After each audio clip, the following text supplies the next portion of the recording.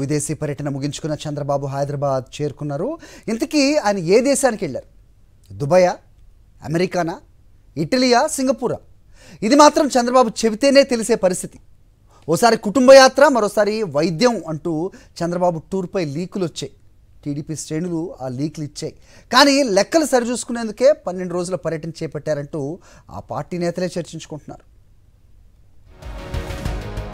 ఏపీలో ఎన్నికలు ముగియగానే భార్య భువనేశ్వరితో కలిసి విదేశీ పర్యటనకు వెళ్లారు చంద్రబాబు. టీడీపీ హయాంలో జరిగిన పలు కుంభకోణాల్లో నిందితుడిగా ఉన్న చంద్రబాబు గుట్టు చప్పుడు కాకుండా ఈ టూర్కు వెళ్లారు. లుకౌట్ నోటీసుల నేపథ్యంలో విదేశాలకు వెళ్లేందుకు యత్నించిన చంద్రబాబును ఇమిగ్రేషన్ అధికారులు శంషాబాద్ ఎయిర్పోర్ట్లో అడ్డుకున్నారు.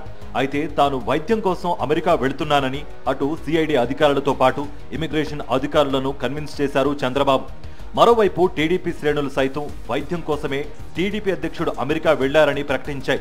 అయితే టీడీపీ ఎన్ఆర్ఐ వింగ్ కోఆర్డినేటర్ కోమటి జయరాం మాత్రం చంద్రబాబు అమెరికా రాలేదని చెప్పడంతో ఈ టూర్ పై అనుమానాలు మొదలయ్యాయి. చంద్రబాబు కంటే 4 రోజుల ముందే లోకేష్ సైతం విదేశాలకు వెళ్లారు.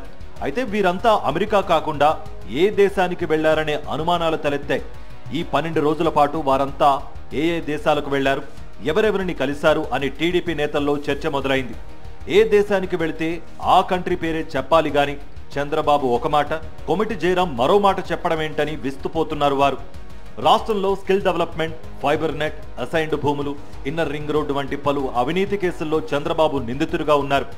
చంద్రబాబు వద్ద పిఏగా పనిచేసిన పెండ్యాల శ్రీనివాసరావు కూడా ఇందులో నిందితుడు.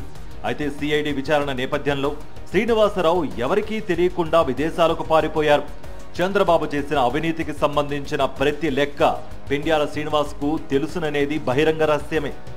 ఇక అమరావతి భూ కుంభకోణంలో పెద్ద ఎత్తున అవినీతి జరిగింది.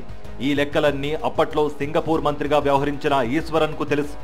చంద్రబాబు గతంలో విదేశాలకు వెళ్లిన ప్రతి సందర్భంలోనూ ఈశ్వరన్ను రహస్యంగా కలిసేవారని ఆ పార్టీ నేతలే చర్చించుకునేవారు. అయితే అమరావతి అవినీతి సొమ్మును విరాళాల పేరిట టీడీపీ ఖాతాలకు పంపించారనే ఆరోపణలున్నాయి.